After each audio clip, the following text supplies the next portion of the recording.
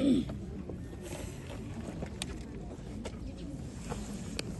definitely a sad day for the residents of the complex, for the community of Fleurhof, to the activists Natalie and Althea Anthony, who journeyed with this case. It is a sad day for the community. It is sad for us to know that the very person that Jayden was supposed to scream and call on when we are in danger, we call on and we say, "Mummy." And this morning I cannot help but wonder, who did Jayden call on? I stand here today and Minister, I must be honest with you. I ask myself, if only all of these SAPS members could have been deployed to the crime scene on the day that she had reported it. Maybe, just maybe, we could have spared the life of Jayden-Lee Meek. Yes. If only SAPS members could have searched, because analysis shows and case studies shows that it is often found that those closest to the victim are the perpetrators. So when this mother said, "Don't search my flat," that should have been a tip-off. That should have told them there's something happening in this flat. The fact that Jayden-Lee Meek's body was found warm the next morning tells me that he was in that flat, hoping and calling on those that were meant to protect a minor would actually open down and break down those doors. We failed Jayden-Lee Meek as a community. We failed Jayden-Lee Meek even as SAPS. We commend them for the manner in which they have investigated that has finally brought to book the perpetrator. But I'm still saying, and I'm still of the firm belief, that too much, too late. We extend our condolences to the family, Jayden's classmates and everyone else, and we will continue to support this family at each and every appearance, and we will continue to raise our voices as mothers and as communities. Our communities are going through the most. And again I say, if only we can have all of these vans and all of these SAPS members deployed to our broken communities. I thank you. Ladies and gentlemen, the investigating and tracking team has been hard at work and following all possible leads and gathering all that may have led to the killer of Jayden.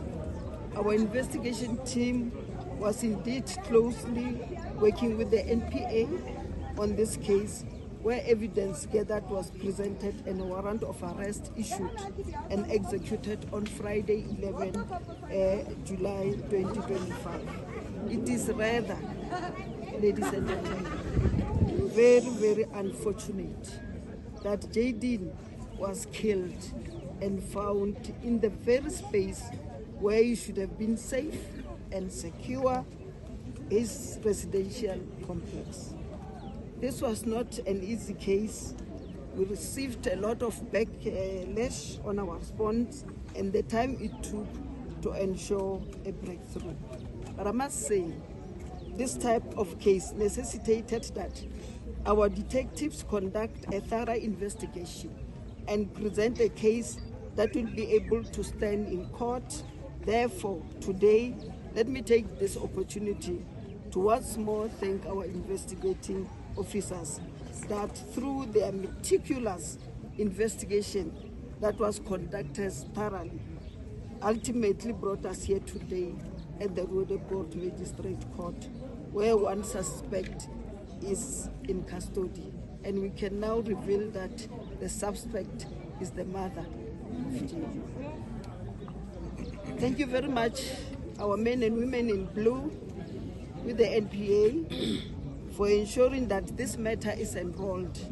And 31-year-old Tiffany Meek, the mother, is charged for murder, defeating the end of justice, crime and injuria, and obstructing the course of justice. Is just to appreciate the hard work that went into this particular matter. As the Deputy Minister indicated, that we couldn't have brought this case earlier than we have done because we had to make sure that we uncover the uncoverable in an attempt that when we come to court, we know there is no going back.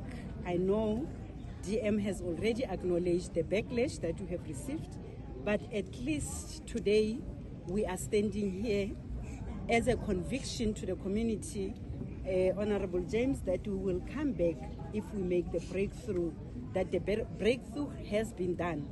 I think this country is experiencing this more often, and for the second time, where a young person, we have not yet forgotten about the 7-year-old who also vanished in front of the persons or people who were supposed to be protecting.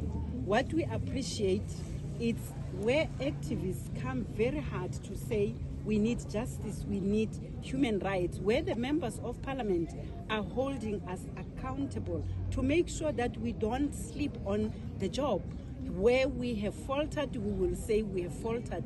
But in this case, it is very, very limited that we could have established immediately that the very person who comes crying is the very person that needed to protect Jayden-Lee Meek. It's just unfortunate, and I must say the time, honorable member of the report, and the time that the child was supposed, a mother of 11-year-old was supposed to stand up and say it's 3 o'clock, it's 4 o'clock, it's 5 o'clock. That did not happen. Only 2 hours before midnight, she decided to come forward to report the case. One wonders what happened from that time until the time of reporting. But nonetheless, thank you very much to the members of the media who always come forward, support us, and make sure that this country, this nation, kept informed of what is happening. We urge mothers, we urge fathers, we urge family members. If you are in distress, if you don't know what to do, please call for help. You may not come to the police, but this is a typical case where there was supposed to be a cry out for help so that Jayden-Lee Meek's mother could have been assisted not to do what she has done. I'm talking as a mother, I'm talking as a member of society, not as a police official, that we often run around. You can imagine the resources DM that was put into this case to make sure that justice is done. We could have prevented other cases because this is a case where the victim was in the hands of those that were supposed to protect.